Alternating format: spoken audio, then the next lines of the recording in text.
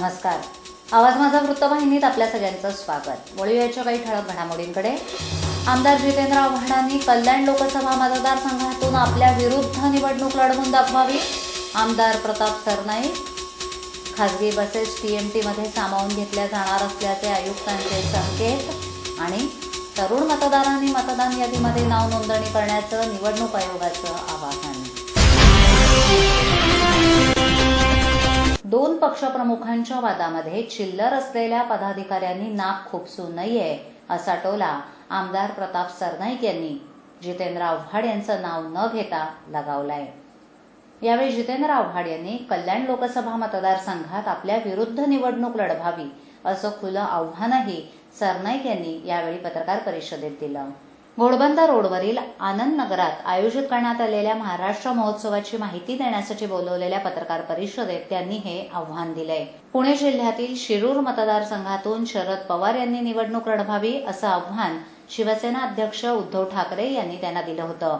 त्याला प्रत्युत्तर देताना भास्कर जाधवांनी उद्धव ठाकरे यांनी बारामती किंवा चिपळूणमधून निवडणूक लढवावी, तर जितेंद्र आव्हाडांनी उद्धव यांनी मुंब्र्यातून निवडणूक लढवावी असं आवाहन केलं होतं. या पार्श्वभूमीवर आमदार प्रताप सरनाईक यांनी या दोन पक्षप्रमुखांमधीलच हा वाद आहे, त्यामुळे इतर चिल्लर पदाधिकाऱ्यांनी त्यावर बोलणं चुकीचं आहे, परंतु शिवसेनेचा आमदार आणि शिवसैनिक म्हणून उद्धव ठाकरे यांना दिलेलं आव्हान आम्ही सहन करणार नाही.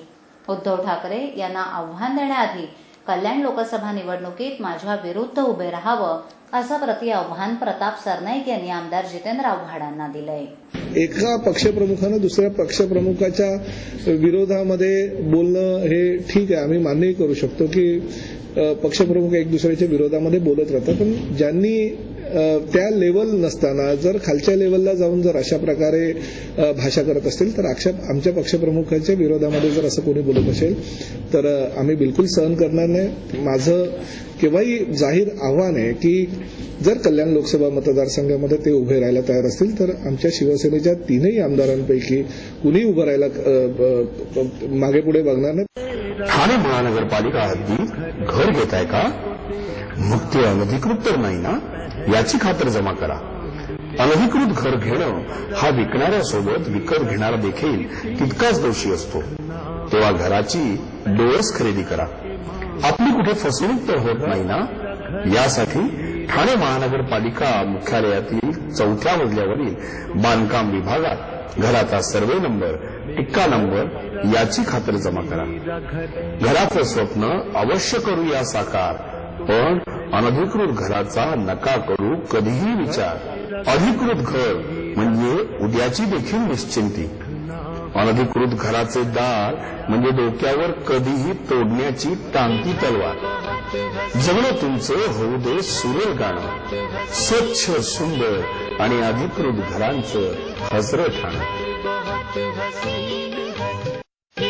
ठाणे महापालिकेतर्फे जनहितार्थ प्रसारित. ठाणे शहरात सध्या सुरू असलेल्या खासगी बसेसना ठाणे परिवहन सेवेचे नियम आणि रंग देऊन त्या बसेस ठाणे परिवहनच्या सेवेत सामावून घेण्याची तयारी असल्याचं मत पालिका आयुक्त असीम कुमार गुप्ता यांनी व्यक्त केलंय. तसंच परिवहन सेवेमध्ये 100 नवीन बसेसची निविदा लवकरच काढण्यात येणार असल्यानं ठाणेकर प्रवाशांना मोठा दिलासा मिळणार आहे. अवैध बसेसवर धडक कारवाई झाल्यामुळे अवैध वाहतूक थांबली आणि प्रवाशांची गैरसोय मात्र वाढली.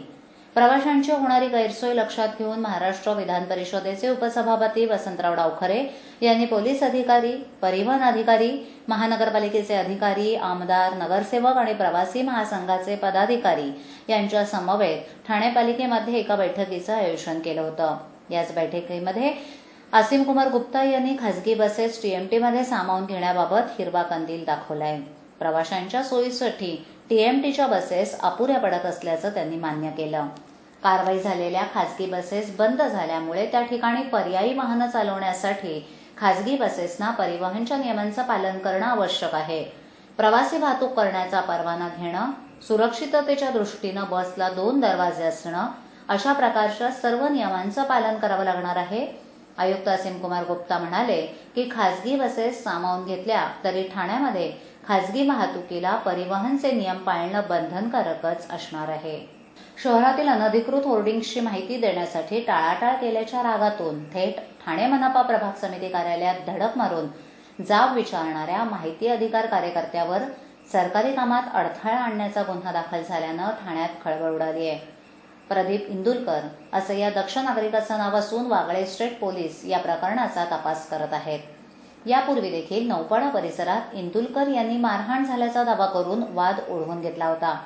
पुन्हा एकदा ठाणे महानगरपालिका कर्मचाऱ्यांनी त्यांच्या विरोधात तक्रार केल्यानं इंदुलकर वादाच्या भोवऱ्यात सापडलेत. ठाणे महानगरपालिकेच्या वागळे प्रभाग समितीमध्ये कार्यालयीन अधीक्षकपदी कार्यरत असलेल्या सुविधा लक्ष्मण पवार यांनी पोलीस स्थानकामध्ये दिलेल्या तक्रारीनुसार प्रभाग समितीमध्ये तातडीचे आर्थिक गणनेचं काम प्रगणक पर्यवेक्षक विद्यार्थ्यांसह करत असताना इंदुलकर यांनी आपल्याशी तसंच लिपिक नरेंद्र खरविले यांच्याशी वाद घातला आणि शासकीय कामात अडथळा आणून प्रभाग कार्यालयातच ठिय्या मांडला. या प्रकरणी वागळे पोलीस अधिक तपास करत आहेत. तर दुसरीकडे इंदुलकर यांनी शहरातील बेकायदा होर्डिंग्सबाबत तक्रारी करूनही पालिका दाद देत नसल्यानं माहिती घेण्यासाठी प्रभाग समितीमध्ये गेल्याचं म्हटलंय. यासाठी इंदुलकर यांनी उपरोधिकपणे शहरातील भल्या मोठ्या होर्डिंगचे फोटो लिम्का बुक ऑफ रेकॉर्ड्समध्ये पाठवले होते. त्यावर लिम्का बुकनं त्यांना होर्डिंग्स अधिकृतपणाचा मुद्दा अधोरेखित केल्यानं त्यांनी होर्डिंगची माहिती पालिकेकडे मागवली होती. त्यानंतर पालिकेला धडा शिकवण्यासाठी इंदुलकरांनी चंग बांधलाय.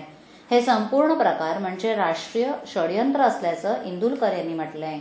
21 तारखेला कार्यालयामध्ये जाऊन विचारलेल्या जाबामुळे 2 दिवसानंतर गुन्हा दाखल करणं हे विशेष असल्याचं मत इंदुलकर यांनी यावेळी व्यक्त केलं.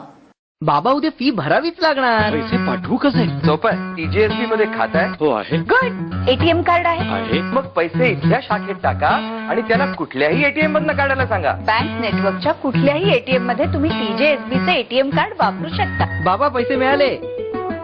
आता बँकिंग इज नो टेन्शन यार. 18 ते 19 वर्ष वयोगटातील मतदारांचे तसंच स्त्रियांचे प्रमाण मतदार यादीमध्ये 100% वाढवण्यासाठी सर्व शासकीय यंत्रणेनं जनजागृती करावी आणि तरुणांनी नोंदणी करावी असं आवाहन निवडणूक आयोगाकडून करण्यात आलं आहे. जिल्हाधिकारी कार्यालयात मतदार जनजागृती करण्यासाठी आयोजित बैठकीत व्यापक अशी चर्चा झाली. यावेळी भारत निवडणूक आयोगानं जारी केलेल्या अभियानासंदर्भात ही माहिती देण्यात आली. अनेक महाविद्यालयीन विद्यार्थी वेगवेगळ्या ठिकाणी महाविद्यालयात शिक्षण घेतात. तसंच अनेक स्त्रियांना मतदानाचा अधिकार प्राप्त व्हावा म्हणून त्यांची नोंदणी करणं गरजेचं आहे. नगरपालिका, महानगरपालिका, शिक्षण विभाग प्राचार्यांनी या संदर्भात अधिकाधिक जनजागृती करून तरुणांना नाव नोंदणीसाठी प्रोत्साहित करावं असं आवाहन निवडणूक आयोगाच्या वतीनं करण्यात आलं आहे. मैदानात खेळत असलेल्या 5 वर्षीय चिमुरडीला तिथून काही अंतरावर नेऊन एका अनोळखी इस्मानं तिचं लैंगिक शोषण केल्याची घटना दिघा परिसरात घडली आहे. या प्रकरणी अज्ञात इस्माविरुद्ध कळवा पोलीस ठाण्यात गुन्हा दाखल करण्यात आला आहे. दिघ्यातील आनंदनगर परिसरात राहणारी 5 वर्षीय मुलगी दुपारच्या दरम्यान तिच्या घराजवळील मैदानात खेळत होती. याचवेळी तिथे आलेल्या एका अनोळखी इस्मानं तिचा हात धरून तिला जबरदस्तीनं शंकर मंदिरामागील परिसरात नेऊन तिचं लैंगिक शोषण केलं. काही वेळानंतर मुलीला त्रास होऊ लागल्यानंतर ही बाब समोर आली. या प्रकरणी अज्ञात इस्माविरुद्ध गुन्हा दाखल करण्यात आला असून पुढील तपास पोलीस करत आहेत. आजच्या ठळक घडामोडी शेवटी पुन्हा एकदा आमदार जितेंद्र आव्हाडांनी कल्याण लोकसभा मतदारसंघातून आपल्या विरुद्ध निवडणूक लढवून दाखवावी. आमदार प्रताप सरनाईक. खासगी बसेस TMT मध्ये सामावून घेतल्या जाणार असल्याचे आयुक्तांचे संकेत. आणि तरुण मतदारांनी मतदान यादीमध्ये नाव नोंदणी करण्याचं निवडणूक आयोगाचं आवाहन. आपल्या विभागातील काही सूचना अथवा समस्या असल्यास त्यांच्यापर्यंत जरूर पोहोचवा. आम्ही तुमचा आवाज नागरिकांपर्यंत नक्की पोहोचवू. आम्हाला संपर्क करण्यासाठी आमचा पत्ता आवाज माझा 103 सायलेक आदर्शनगर समोर कोलबाट रोड ठाणे पश्चिम. आमचा दूरध्वनी क्रमांक 9773503326. तर मग उद्या पुन्हा भेटू याच वेळी याच ठिकाणी काही नवीन घडामोडींसह आवाज माझा वृत्तवाहिनीत. तोपर्यंत नमस्कार.